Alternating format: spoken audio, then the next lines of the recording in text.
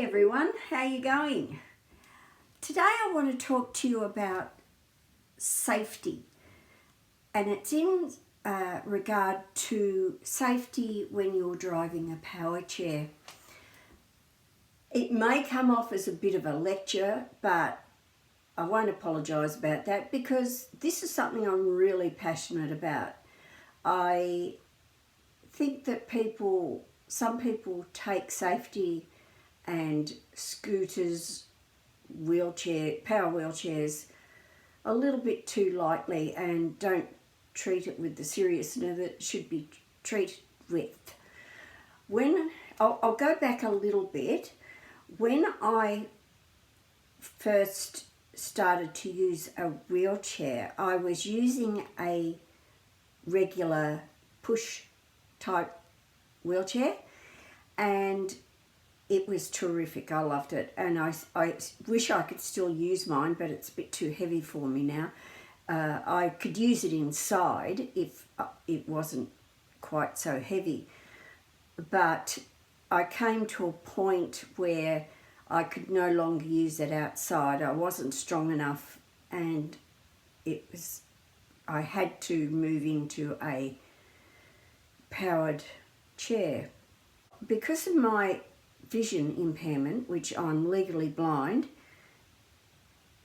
although I have what we call amongst ourselves as good, I'm a good partially. I can see to get around most of the time, and I can manage. And if I'm in a situation where I'm in a strange place, or it's night time, or the light's not good, then I'll use a cane. But with the using of a power chair, that's a whole new level of stuff. So when I first got assessed for a power chair, it's not something I just went out and got, although you can do that with the more simple ones. But because I needed what's called a rehab wheelchair, that's a more complicated type of chair that's fitted to you and the issues that you have with your body, I had to actually prove myself. I don't like proving myself. I've spent my whole life proving that I can do this and do that and get this job and keep this job, and I can blah, blah, blah. That's a whole nother story. But I felt that it was important that I be approved to get this chair.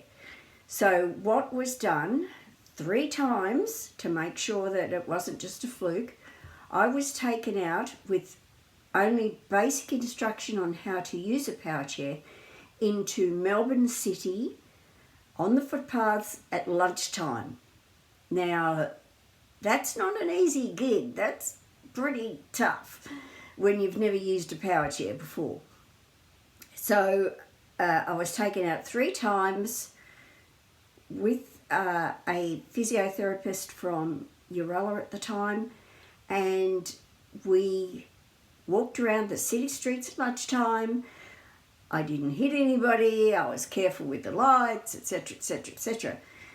And she could clearly see that I was okay.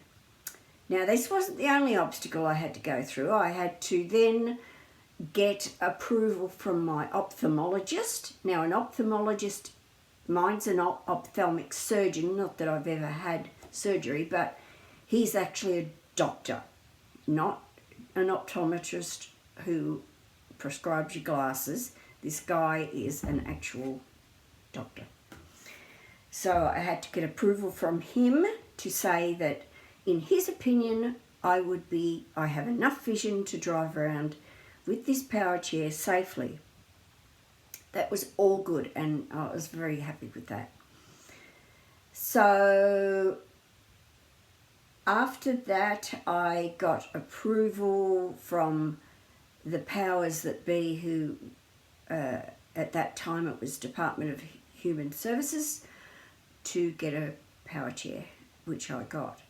Now, admittedly, there was very little instruction given to me at the time on how to use it, but that's not my current chair. This is 10 years ago I'm talking about. So it was a matter of me sort of learning what to do and what not to do. And it all comes down to common sense, really. You are still regarded legally as a pedestrian. However, you are a motorised pedestrian. And you have to keep that in mind, because you can be driving a scooter, a heavy scooter, or a heavy power chair like mine, where you could not only injure, but you could actually kill somebody. And it has happened. People have run into people and knocked them over. They've struck their head and suffered a catastrophic brain injury. So you are driving a machine that can hurt people. And from what I've seen over the years with people, is they just don't care, which just amazes me. They have a level of stupid that I just didn't know existed. So when you're driving a power chair, speed is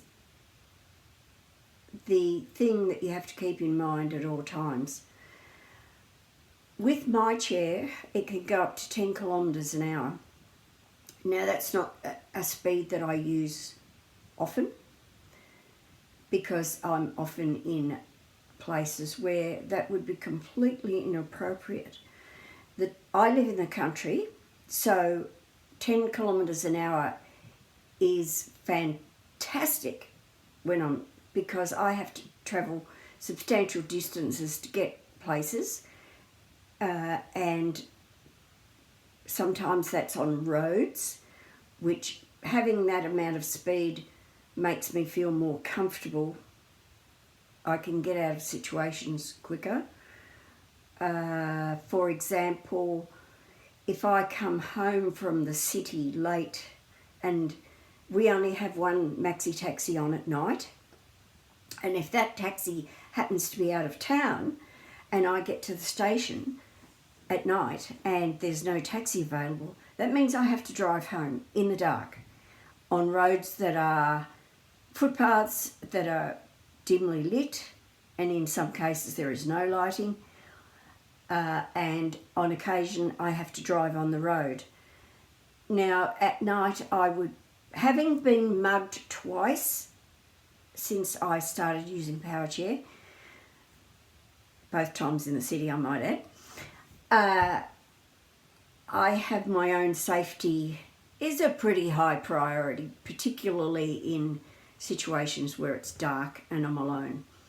So if I'm driving home at night, I want to know I can get home as fast as possible. So at night I will drive that chair flat out with all lights blazing and get home as quickly as I can. That's where that 10 kilometres an hour comes in. This is an example of a place where I can go at full pelt along a footpath. This is in Cheltenham, Victoria. It's a sandbelt area, and there are golf courses all over the place, big ones. And on the left here is one of those golf courses. Now, there are no gates except one small one and a driveway. So there's no one is going to come out and surprise me, and I can see in the distance if someone is coming along. So as you see, I'm zooming along here at full pelt. Now I'm going to slow down because I know there's a driveway here or an open gate. So here I am, there's the small gate, and here is the driveway where I've slowed right down, and once I'm past there I can speed up again because there's nothing that's going to come out and surprise me or that I can run into.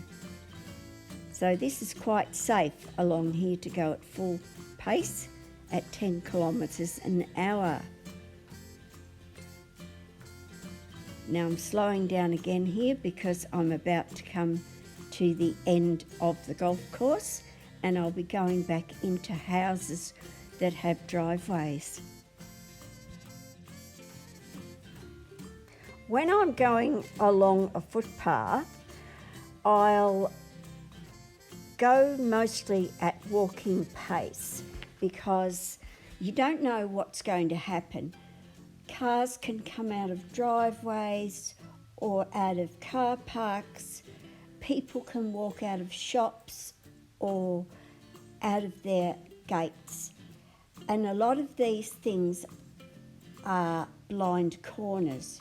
You'll see in these pictures that a lot of this stuff, you're going along the footpath and it's actually a blind corner. Someone could walk around that corner very close to the building, and if you're going too fast or too close to that building, you can run into them. So I always take a wide berth when I'm going around corners, or I will slow right I will slow right down so that I can keep an eye out for people.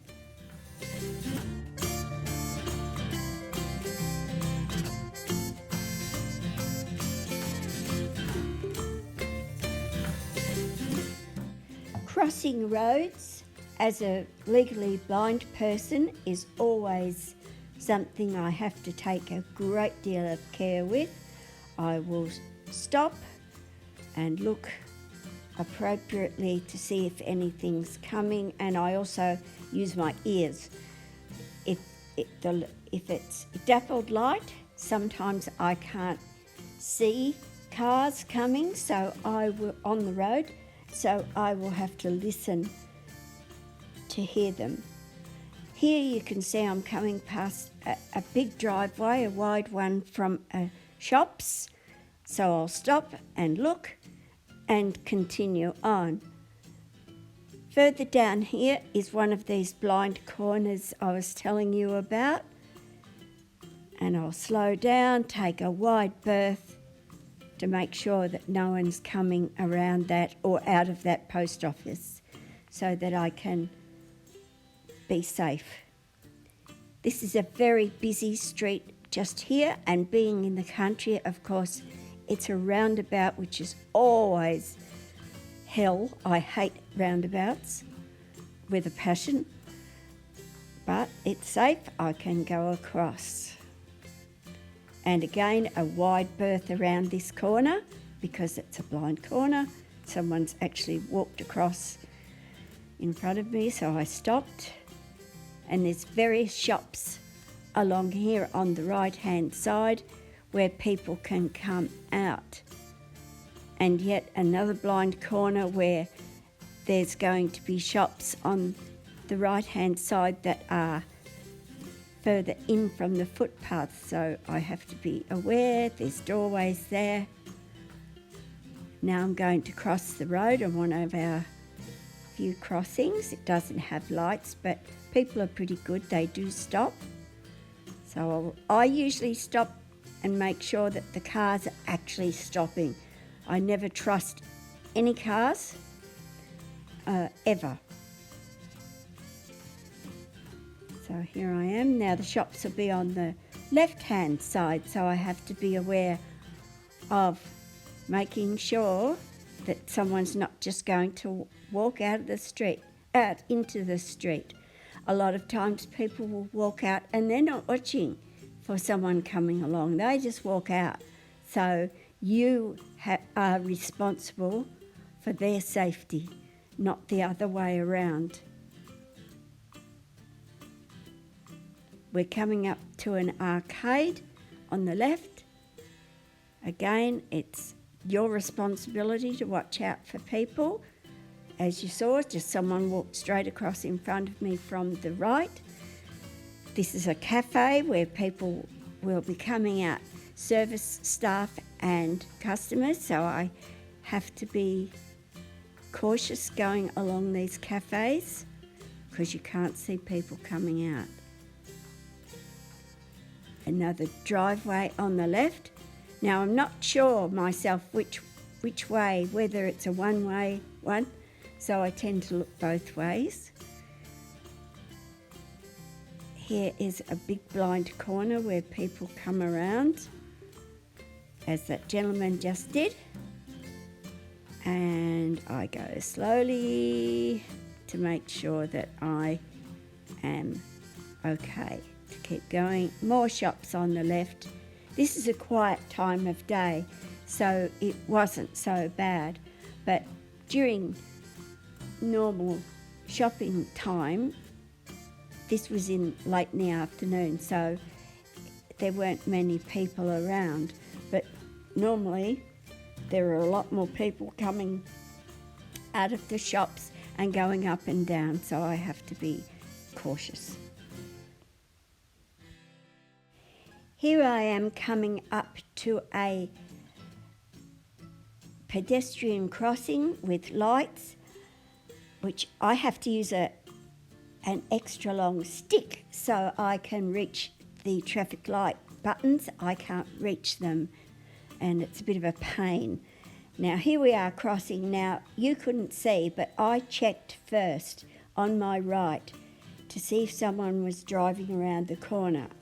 In the past, I have been caught where people haven't seen me and they will just turn the corner against the against the green man, and I've nearly been hit.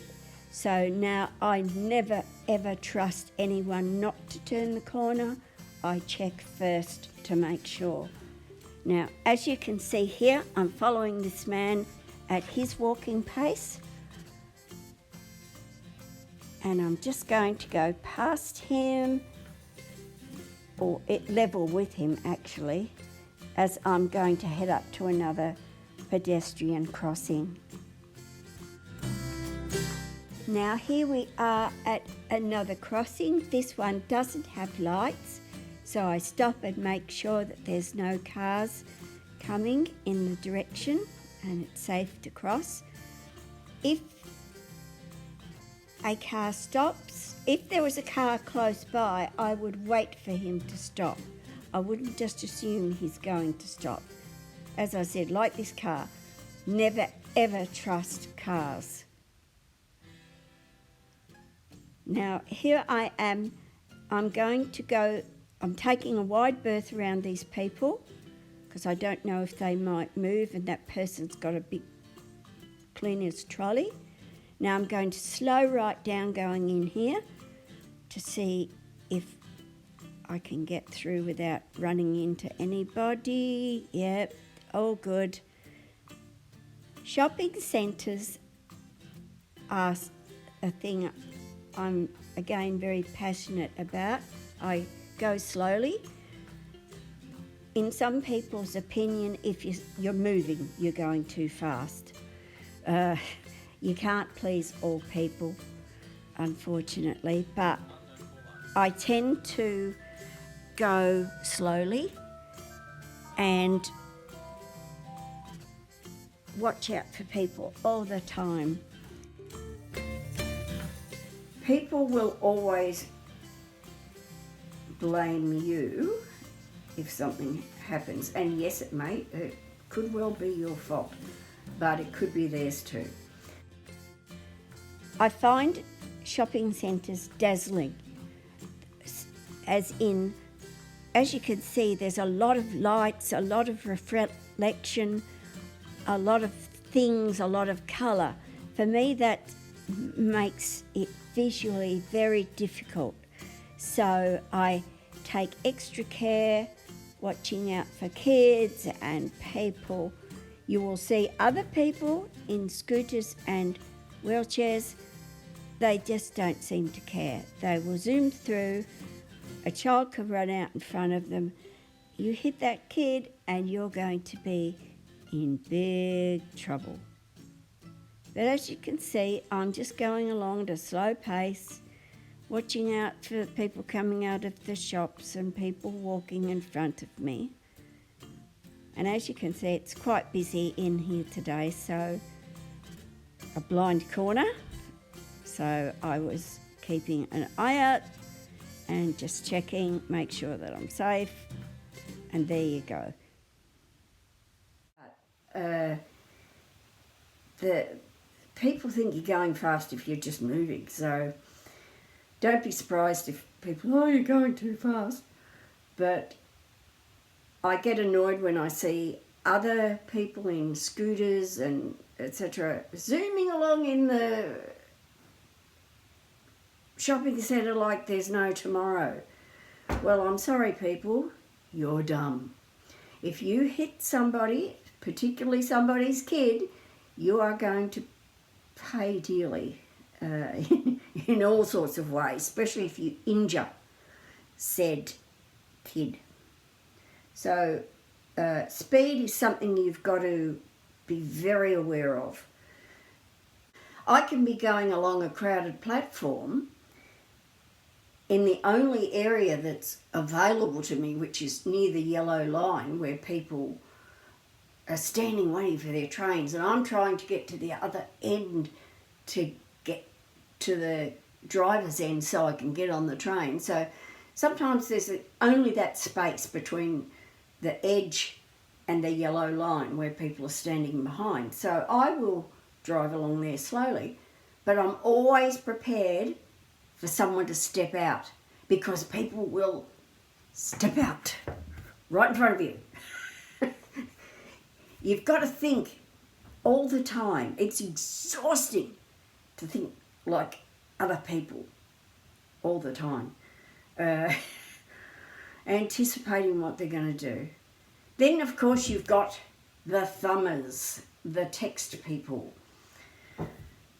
It amazes me how many people walk along not watching where they're going. I'm assuming because I've never done it, I'm assuming they can see their feet, and that's all that's sort of important to them, their phone and their feet. They don't really care what's a metre in front of them. So if you're using a power chair or a scooter, you have to be on the lookout for these people all the time. It doesn't matter where you are, whether you're down the street or on your suburban footpath, or particularly in the city, at train stations, wherever. You have to be alert for these people, because they're not alert. They are stupid. And they're amazing. I've had them land in my lap. I've had them fall over me. I've had to yell out, hey, watch where you're going. Hey, hello, before they get to me. If I can't get out of their way, for whatever reason, it might be crowded and I don't want to try and weave my way in other people's way, you have to speak up. You've got to make a noise. If you're not verbal, make a noise. Because these thumbers, they will run into you and they can hurt you. I've been hurt. So be aware of that. So you've got to think all the time. You can't be dreaming about something as you're driving along. You have to be as alert as you would be if you were driving a car. I've never driven a car except on a racetrack. That's another story. But I should imagine when you're driving a car, you have to have your eyes everywhere and be alert to sounds as well, if there's an ambulance coming or whatever. It's the same with a scooter or a wheelchair. You must be aware. My take on safety with a power chair. You have to be safe, not only safe for yourself and obey the traffic rules, you also have to obey pedestrian rules, because You don't want to lose the privilege. It is a privilege and a necessary privilege in our cases, and you have to use them responsibly. I hate to see people's mobility taken away from them because they haven't been careful. And that's all it takes, common sense and being careful. So I'll finish on that note. Be safe out there. Be aware of others. Be kind to others. And for those people who don't use these power chairs, please don't ask us, have you got a license for that thing?